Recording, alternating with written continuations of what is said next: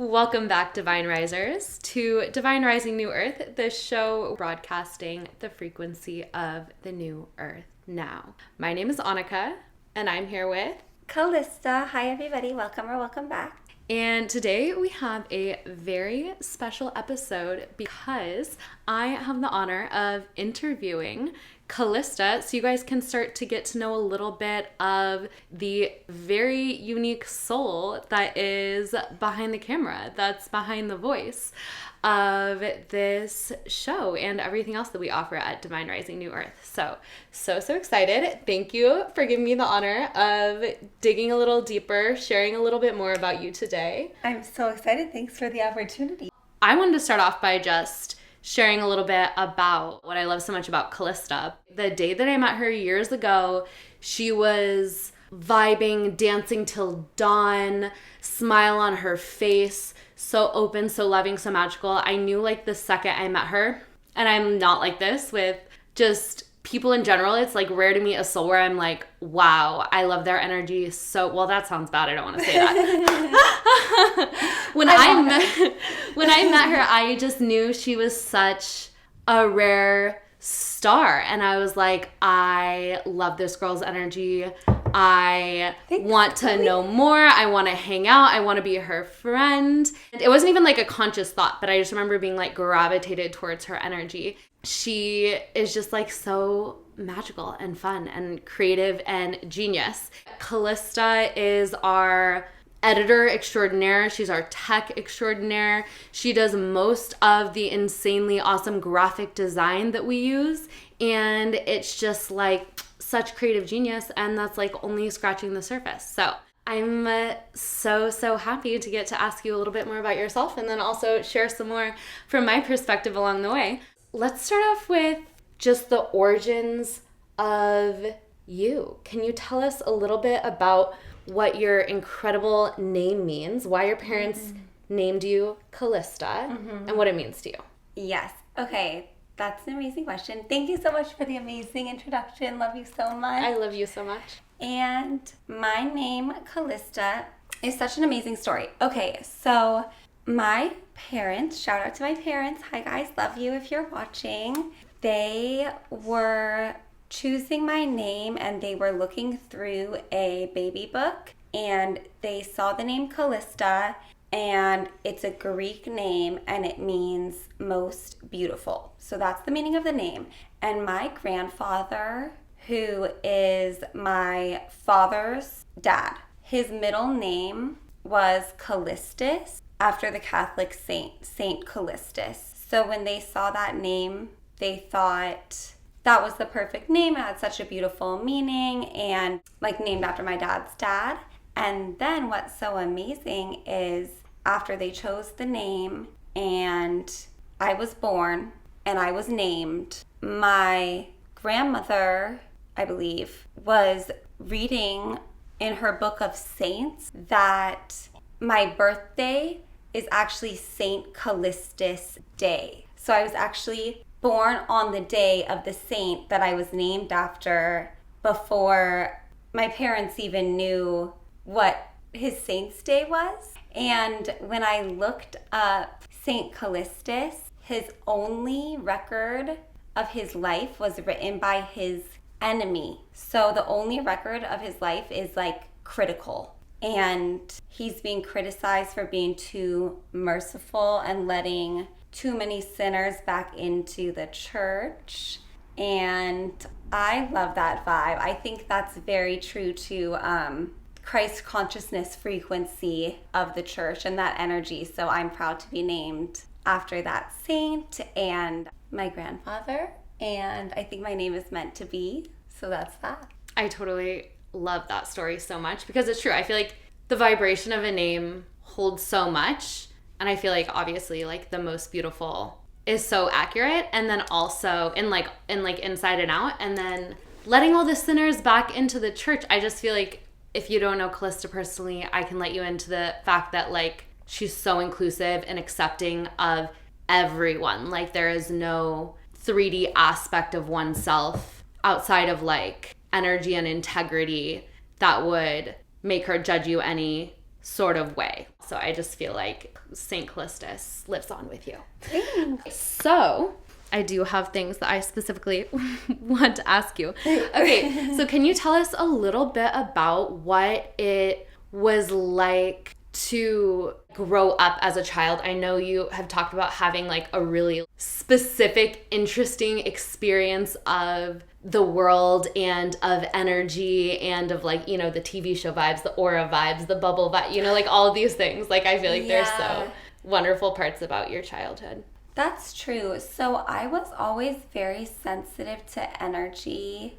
And I think that there were times in my childhood when I would use my imagination that as an adult, when I connected back to what fascinates me now of different energy dynamics and even like galactic history and galactic relations and metaphysics and the energy body and the way that I process information, it's so funny how I like came back around to these things that I played with in my imagination when I was a little kid and then almost sometimes kind of like forgot about for a long time. So one thing is that Anneka and I kind of have a joke that like our life is like a sitcom because we live in an apartment together and we call it the library.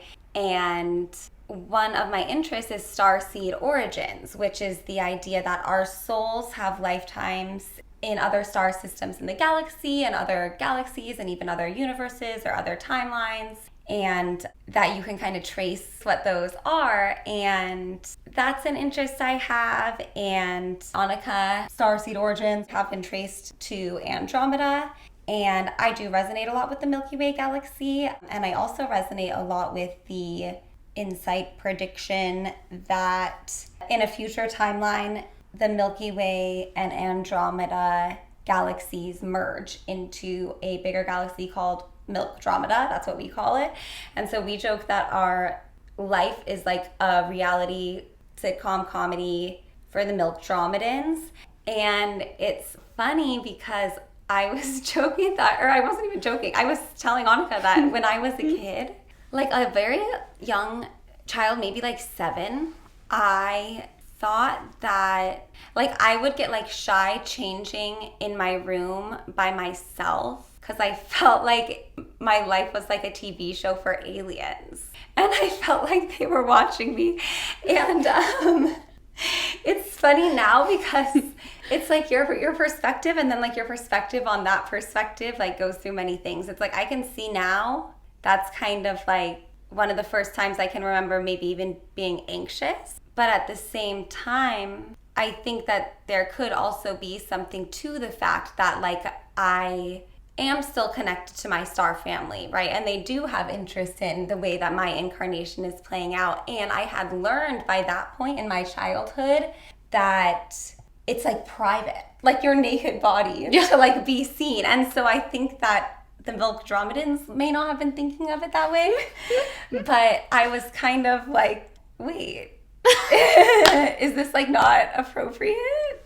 I think so and I remember around that same age I would always be kind of another similar anxiety I had was that people knew what I was thinking if we were touching. And I wonder that is also so crazy. You're like my past life telekinesis powers that were fully online. I wonder if there's something where I had a past life that was kind of Avatar style where like you kind of merge physically and then you can kind of like get the download because I used to worry about that too. And then like I just really learned through experience over time, like, no, people don't know what you're thinking when you're touching them because I like test it out.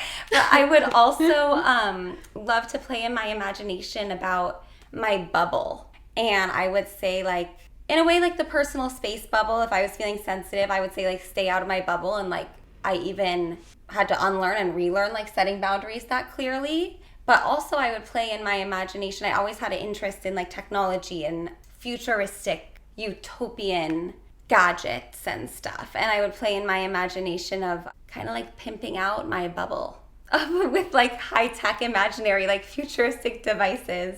And now I think like that's just so cool. That's another thing that I unlearned and had to relearn, like the art of just tuning into my energy field and like using my intention to design it And like I've learned through different teachings and whatnot, different systems of like how it actually works and whatnot, that I feel like is really fun to play with as well. But that is something that I would do as a child just naturally. And another thing that I was talking to you the other day about is I always was trying to fit things into a system of how things worked, how life worked, how the universe worked, what was like the, if not the point, but like what is a good outcome, like if there is one, and then what is a good way to achieve it. And like I think that that's something that I never even lost along the way. That's what I always like have been obsessed with. And the turning point was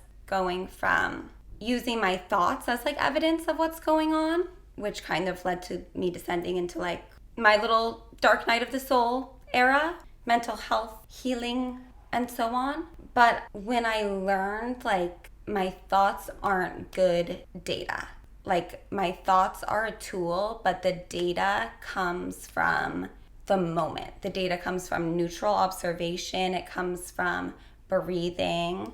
It comes from my body. It comes from my emotions. It comes from my desires. It comes from what I resonate with, what's dissonant, and so on and so forth. Your thoughts connect the dots, but your thoughts aren't dots. Like when I realized that, I started to feel like, wow, there really is like a system here. And I feel like I really am getting the hang.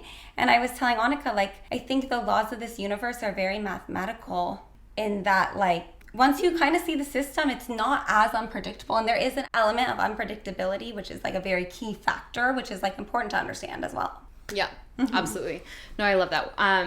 Robert Edward Grant, who Calista introduced me to, who's so amazing, talks about how nothing is random. The things that we think are like so mysterious and so crazy, like it's just a pattern, it's just an equation that we are not aware of yet, which I think is very, very epic. We have so many conversations in this apartment that were originally almost the inspiration for us starting a podcast in the first place, because we'll just like go so deep into a rabbit hole back and forth. But I remember one time we were talking about like what's more important, the why or the how. And I was like, well, I've always thought it was like the why. Like Calista was saying how she always grew up wondering the how.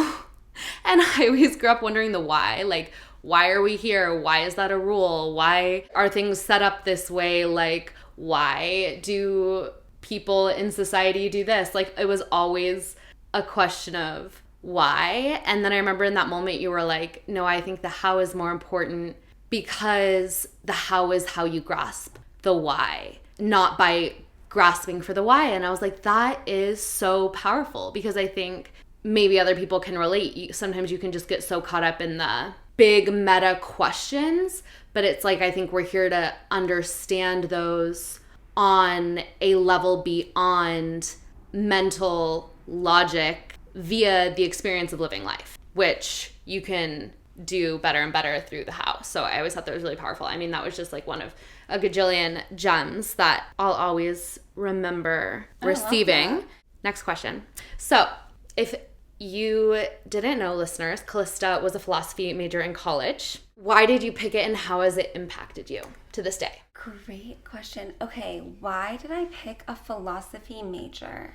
I am really trying to remember, and I can't. That is so funny, because we were just talking about the why versus the how.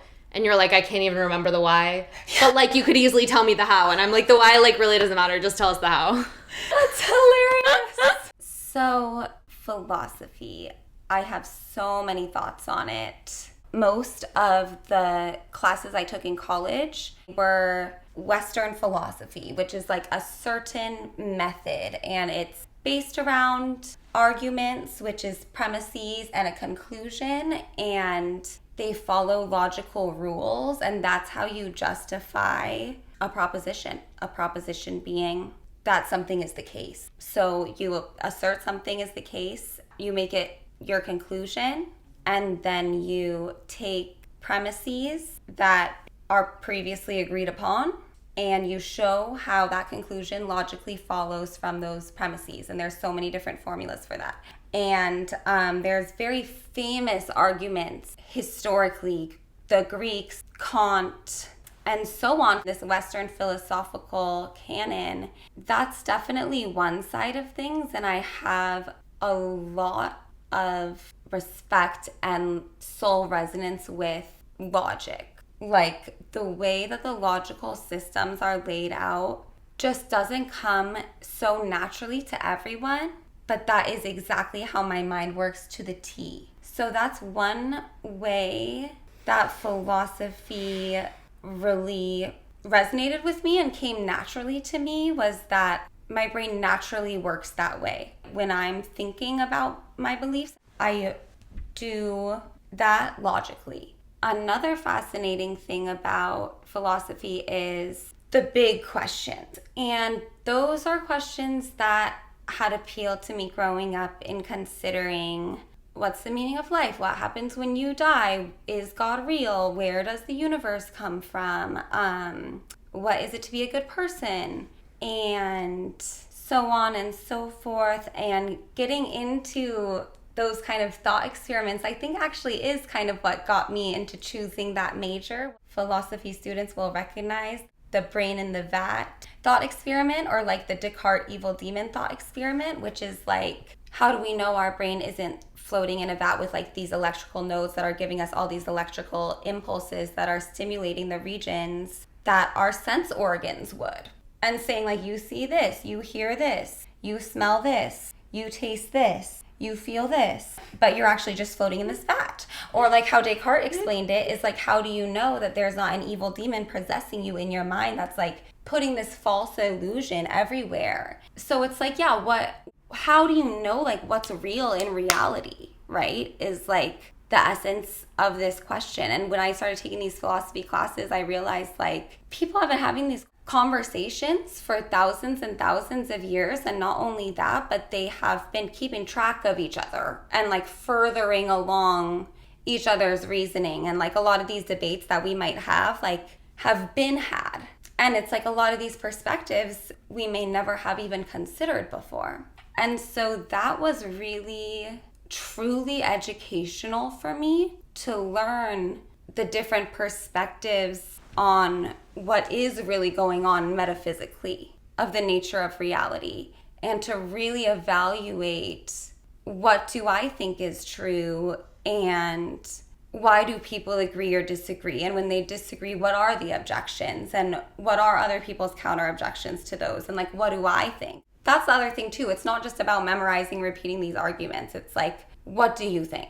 You know what I'm saying? That's something I really started to realize is how it really impacted me, is like, as I was getting to the end of my college years and graduating, is like, wow, ethics too, right? Same thing.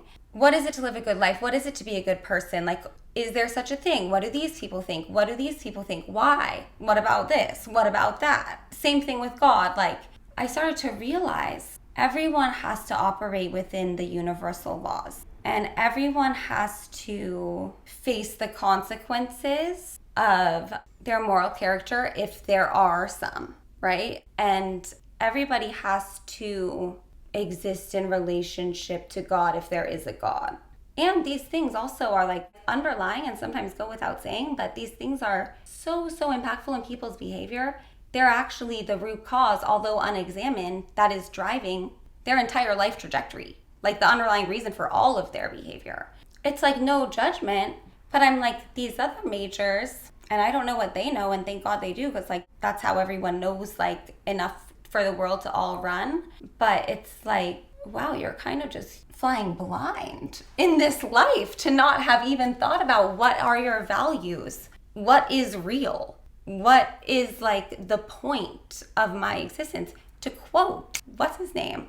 The unexamined life is not worth living. And I'm not saying that, but it's like, to me, it's so worthwhile to take the time. And now a lot of my behaviors are very intentional, and I've gotten a lot of good results since I've learned how I feel about these systems and the way these things operate. When it comes down to it, Western philosophy is only one small part of the picture. There's a lot that had been discovered at the time that I was in university by quantum physicists that hugely impacted the conclusions of like these canonical views, right? And I was not educated on those. As well as I went on my own spiritual journey of learning about yoga, and that opened my mind to this whole realm of Eastern philosophy, not only yoga philosophy, but Taoism and Chinese philosophy, which had a huge impact on me and gave me a lot of insights that are really missing from Western philosophy.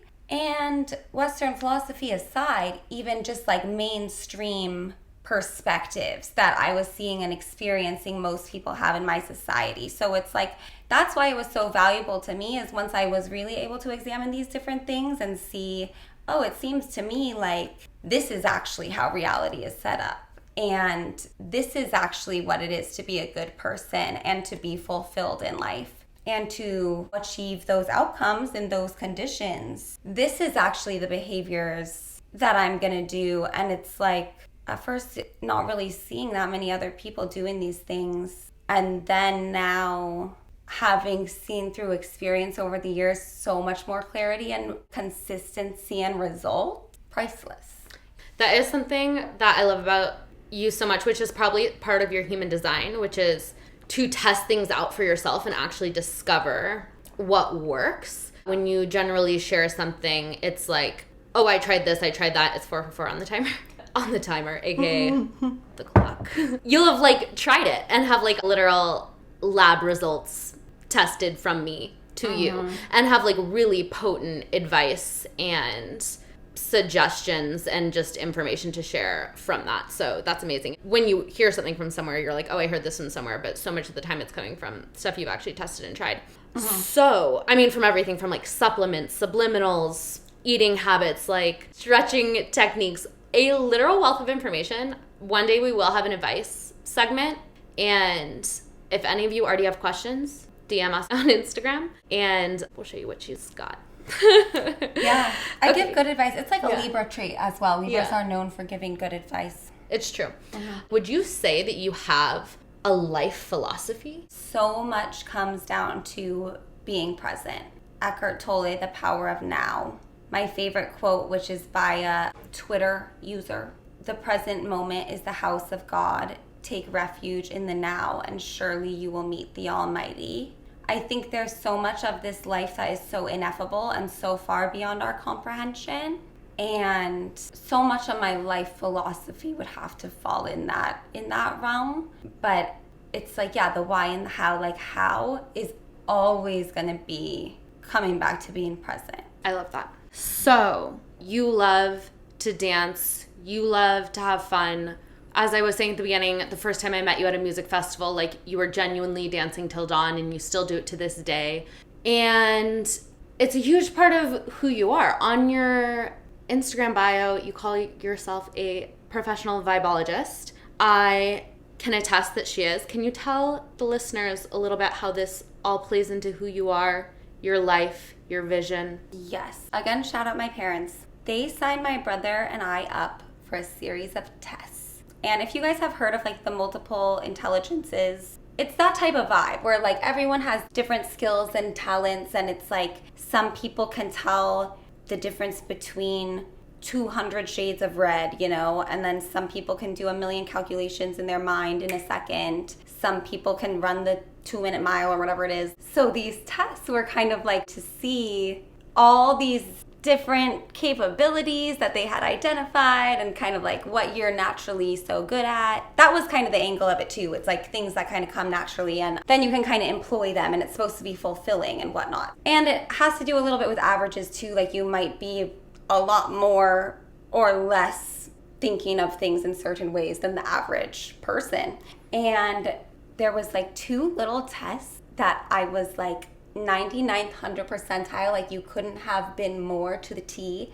And one of them was the rhythm test. I couldn't have better rhythm. And that was a really interesting insight to me, because I had this experience in elementary or middle school where we like went around this music room to see if we wanted to be in band or orchestra and tried out different instruments. And the drum teacher was like having me repeat patterns back to her and saying like, I didn't have good rhythm. I couldn't repeat the pattern. That is a theme in my life and many people's lives. Go back right now and reevaluate the things that adults told you about yourself when you were a child that you believed. Because the fact is that room was chaotic. She probably didn't have perfect rhythm doing her little patterns. I actually do have perfect rhythm, but I believe that about myself. And also, this is like so silly, but the cultural narrative of like white people can't dance and like don't have rhythm. And I also was never very athletic or like coordinated or embodied. I was very in my head. So I never thought of myself as someone with good rhythm. This band teacher had told me I didn't. I'm like this, awkward, non-athletic white girl. And my rhythm is actually perfect. And there's so much to life. I think like the rhythm and the dance of life. And like when we're in the womb, our first experience of this physical plane is so characterized by the rhythm of our mother's heartbeat and pulse. And I think that even going back to our roots, tribally, there's so much to the drum. I think when it comes to like observations of patterns and systems in the world and like my life philosophy, a lot of it has to do with pattern recognition and picking up on when there is a break in a rhythm and seeing like, oh, interesting, like what is the other factor that came in? It's like a little clue of like being able to see that if all these rhythms are all set up mathematically, right, then you can kind of like reverse calculate and reverse engineer them. And I think that that is something that allows me to get really into like different dance music, is like these different rhythmic patterns are like very stimulating to me. And it allows me to get in my body and move my body. And I love that energy. If we have any ravers in the audience, like Plur, that's a good life philosophy, like peace, love, unity, respect. It's a beautiful community and it's a beautiful culture. And I'm so sensitive and I always have been. I think that it was really healing and is to experience a community and a culture where those are like the explicit and the embodied values, because it does feel very naturally aligned for me. And that just allows me to like enjoy that frequency, because for a lot of my life, I was so sensitive and wasn't as skilled at these tools of energetic hygiene. So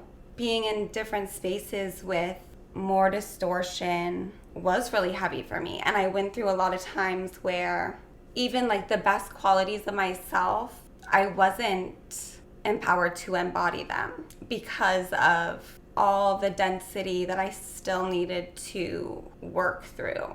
And a lot of that is in the body and stagnation in the body. And I think a lot of people find healing with the dance music in that community. I think there's a lot of factors. My uncle, who's like a doctor, over Christmas was like, Calista, are you coming down with something? Like your voice sounds a little hoarse. And I was like, I'm not coming down with something, but I think my voice is a little hoarse because I've just been having screaming conversations over loud music in these warehouses with no ventilation, filled with secondhand smoke, with like no sleep in like the early morning hours.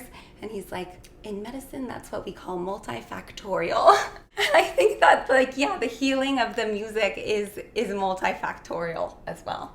I love that. Oh my God, that's so amazing. And I resonate specifically too with like the dance music. Like I remember it being one of the first environments that I came across where it was like your uniqueness and weirdness was like celebrated and like surrounded by a bunch of other people owning who they are. And like that unspoken vibe is so liberating. And then that on top of the dancing and getting in the body and flowing with the beat, and like it really is, there's something so liberating about it. And like whatever kind of music or like vibe or environment like that floats your boat, it could be different for everyone, but I mean, I think that's so amazing. And I just love that. I think especially on Divine Rising New Earth, it's like there is no one way to be spiritual. There's no one way to heal. There is no one perfect type of dream life to manifest. And it might seem like there are all these rules when it comes to these things, but they're not real. And I think you're such a good example of like embracing your uniqueness, and you don't like take on other people's rules about like what's right or wrong for you. Like you kind of like live from the inside out and like trust your intuition and trust your spirit when it comes to all of these things. And I think that's just like such a good example for people, because I feel like we all end up in that place eventually anyway, because it just becomes too painful to not live as who we are.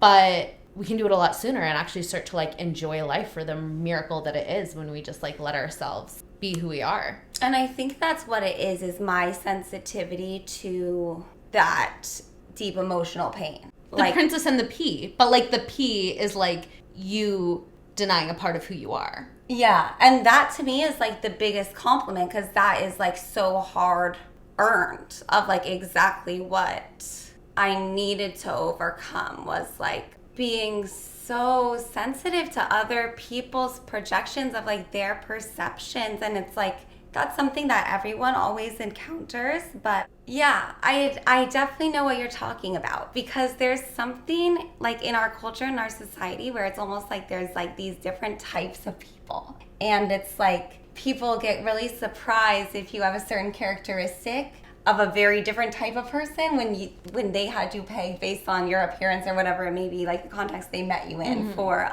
this type of person. But I definitely embrace and lean into those things.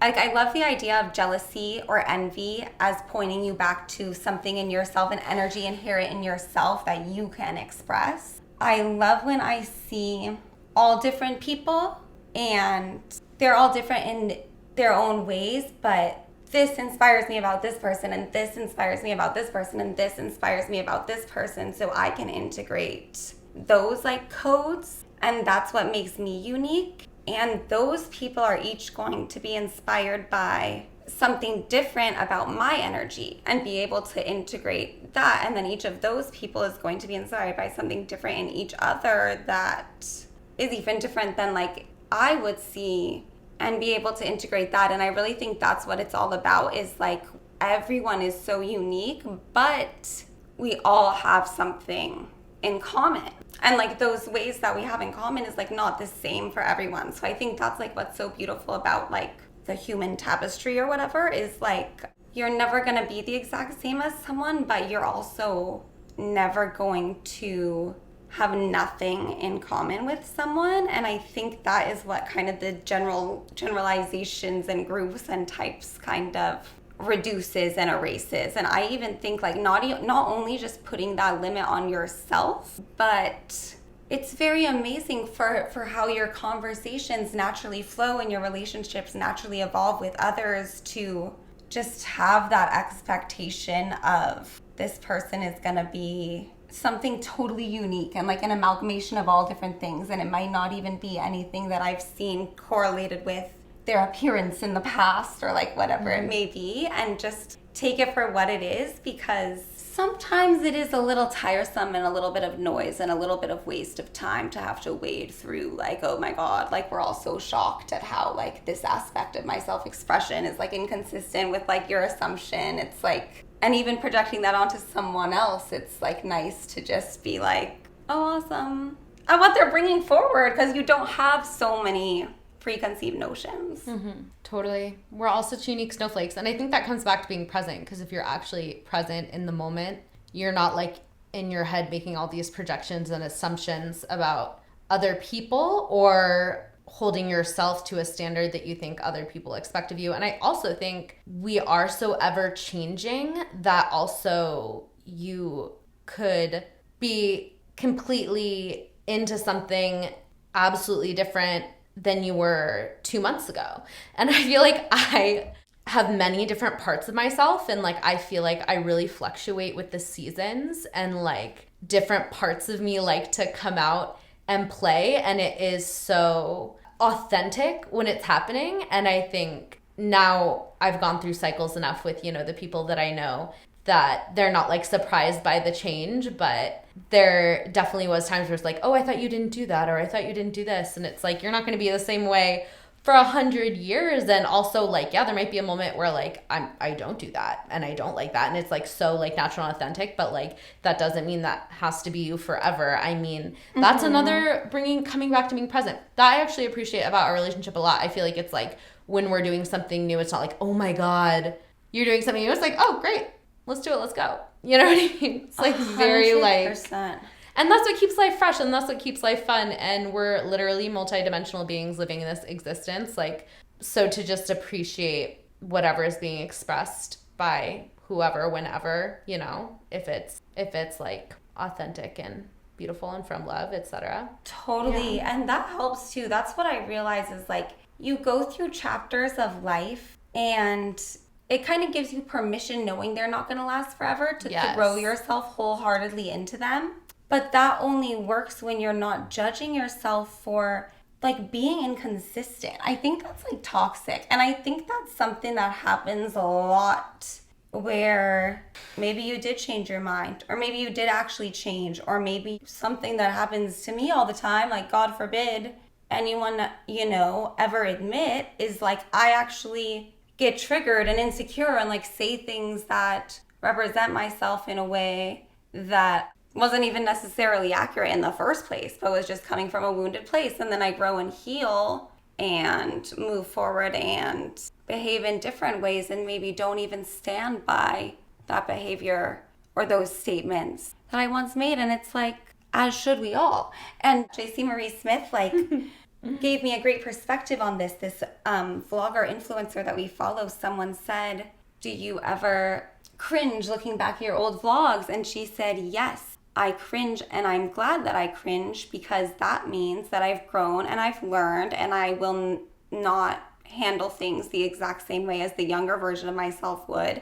And I hope that I look back at this video and cringe, because that will mean that I've expanded so much and learned so many lessons and mastered so many skills that even now is still just like in my potential. So I think that's so important. And I think cancel culture is kind of on its way out, but I'm so glad about that. And I think that's kind of one of the toxic things about that vibe of kind of like digging up and exposing these like harmful things that like people have done in the past. Pure insanity. I love the quote, every saint has a past and every sinner has a future, because it's like, so what? And it can be so threatening, that group social judgment. And so I really admire and am super empowered by people who basically confess and are really open about mistakes they've made, or even like pain points and like vulnerabilities that they're going through currently, and times that they harmed others, and now they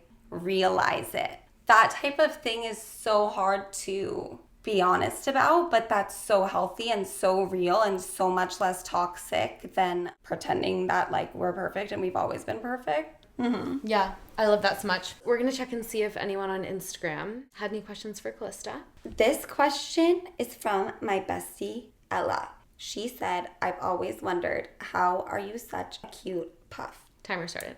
Well, the universe is always a reflection of you. So I am such a cute puff in Ella's eyes because Ella is such a cute puff. Boom.